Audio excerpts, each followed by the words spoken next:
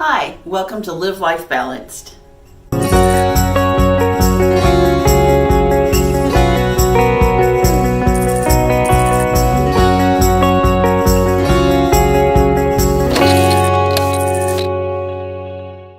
Thanks for joining us. I'm Melissa and I own Life in Motion.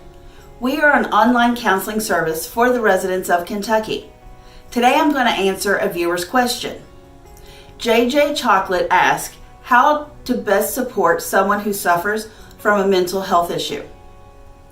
This is a great question and it does depend upon the actual diagnosis, but I'm going to give you general resources for those that have a family member or a loved one that has been diagnosed with a mental health issue. The first resource is one that I love and has been very helpful to several of my clients that have been diagnosed.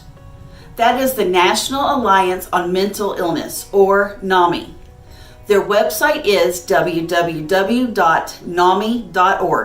and is a very valuable resource for both the person diagnosed and their loved ones.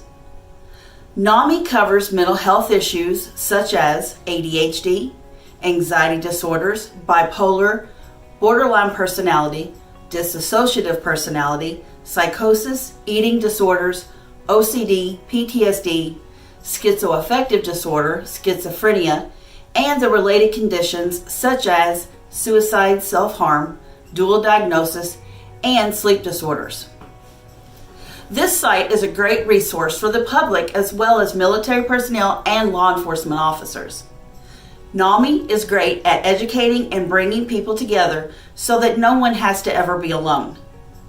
If you live in Illinois, Indiana, Kentucky, Tennessee, or Florida, another great resource is Centerstone. Centerstone provides services such as research, education, counseling, medication, crisis and urgent care, medical care, housing, social services, addiction services, vocational assistance, military assistance, and inpatient services. Centerstone treats children, adults, and families. This is a great resource for those that struggle financially or do not know where to turn to get their loved one plugged into resources. Their website is centerstone.org. You can also check out mentalhealth.gov for education, research, clinical trials, and advice. Another way to support a loved one is to research their specific diagnosis and see if there is an online support group for them and one for you too.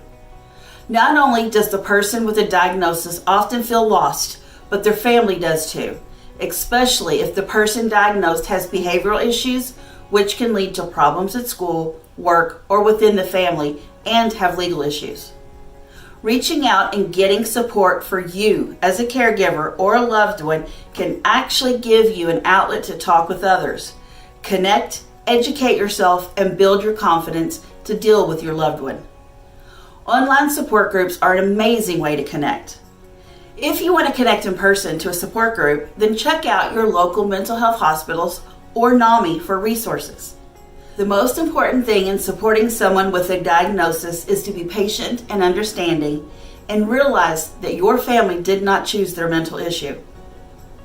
With the help of a therapist or a psychiatrist, you and your loved one can come up with a treatment plan that will aid in the recovery of their mental health issue and lead to a healthier, happier life. If your loved one refuses to get help, see a therapist for yourself to help you cope with your family's diagnosis and the feelings that come along with it. Here are some ways to emotionally or physically support someone with a diagnosis. Talk about their diagnosis. Don't try to ignore or pretend that it doesn't exist. This only makes the person feel more isolated. Let them know that you are here for them and that you love them. Seek treatment early to help with the recovery process. Offer to go with them to their appointments or offer to help with daily activities. Continue inviting them to social events. Even if they decline, there may be a day where they decide to participate. Listen to concerns they may have and offer them your love and support. Educating yourself regarding their diagnosis. Find a support group for your loved one and offer to go with them. Find a support group for yourself.